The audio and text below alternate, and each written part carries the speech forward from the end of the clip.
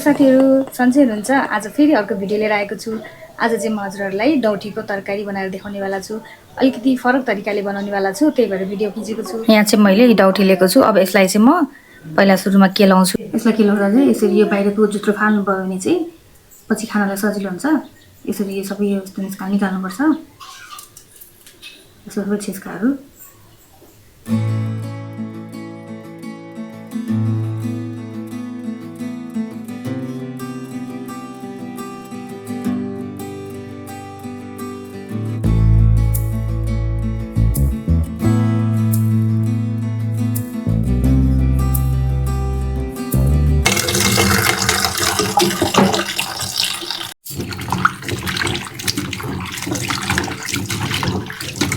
अलिकति नुन हालेर पखाल्छु म यसलाई।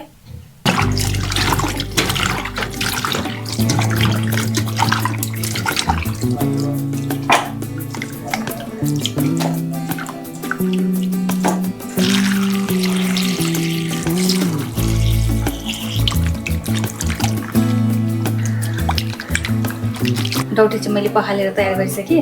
अब यसलाई चाहिँ बोइल गर्नुपर्छ। धेरै बेर बोइल गर्नु चाहिँ पर्दैन। पानी बोइल हुन लाग्यो। अब म चाहिँ यसमा यो केलाको डौठी राख्छु। धेरै बेर बोइल गर्न पर्दैन। एक दुईचोटि बोइल हुने बित्तिकै निकालिदिहाल्ने हो। यसमा धेरै जुसहरू हुन्छ नि, सबै सफा हुन्छ। मैले एकचोटि नुन हालेर त मैले सफा चाहिँ गरिसकेँ।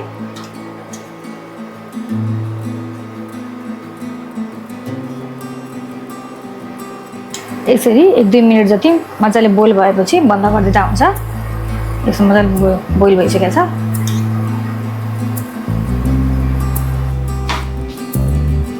मैले पहिले नै राम्रोसँग पखालिसकेको थिएँ। बोइल पनि भयो। अब पखाल्न चाहिँ पर्दैन। यसलाई यसरी पानी तराउनुपर्छ। भाँडो तातिसक्यो। अब म चाहिँ तेल राख्छु यसमा। मैले चाहिँ तोरीको तेलमा बनाउँदैछु। टेस्ट मिठो आउँछ तोरीको तेलमा भनेर।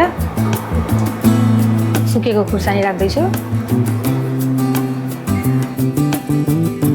यो चाहिँ कुटेको लसुन अदुवा।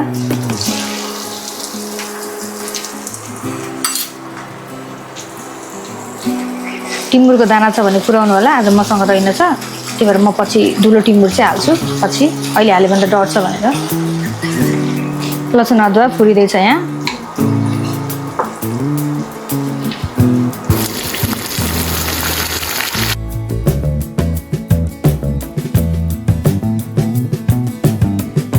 स्वाद अनुसारको नुन राख्नु होला। एकदमै थोरै मात्रै बेसार राख्छु, धेरै राख्दिनँ, यति मात्रै।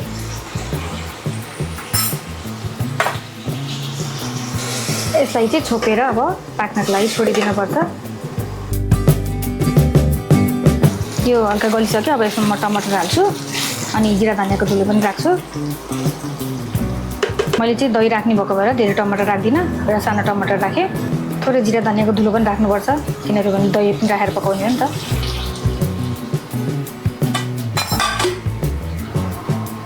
हामीले चाहिँ अलिकति दही पनि राख्नुपर्छ, त्यही भएर कति बनाउँदा हुन्छ निग्रो त्यो अनुसार राख्नु होला। धेरै पनि राख्नु पर्दैन। म चाहिँ 2 चम्चा राख्दैछु। यदि 2 चम्चा यसलाई फिट्नुपर्छ। थोरै चिली फ्लेक्स राख्दैछु, आफ्नो स्वाद अनुसार राख्नु होला। कश्मिरी रेड चिल्ली, यसले कलर पनि राम्रो देखिन्छ। थोरै टिमुरको धुलो। यसलाई चाहिँ अब मजाले मिक्स गर्ने।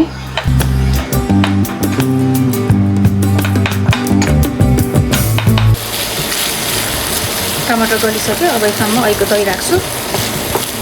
दही राख्नुभन्दा अगाडि चाहिँ एकचोटि फ्लेम अफ गर्नु होला।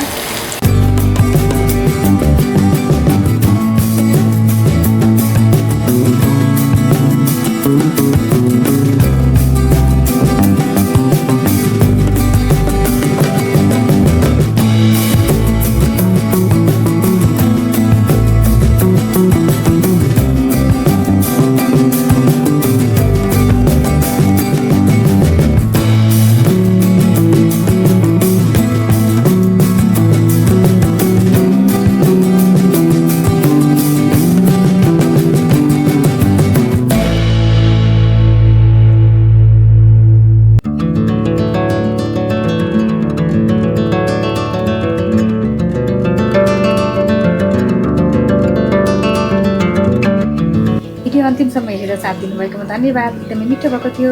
फेरि अर्को नयाँ भिडियोको साथ आउनेछु। त्यो दिनसम्मको लागि bye bye. Thank you for watching.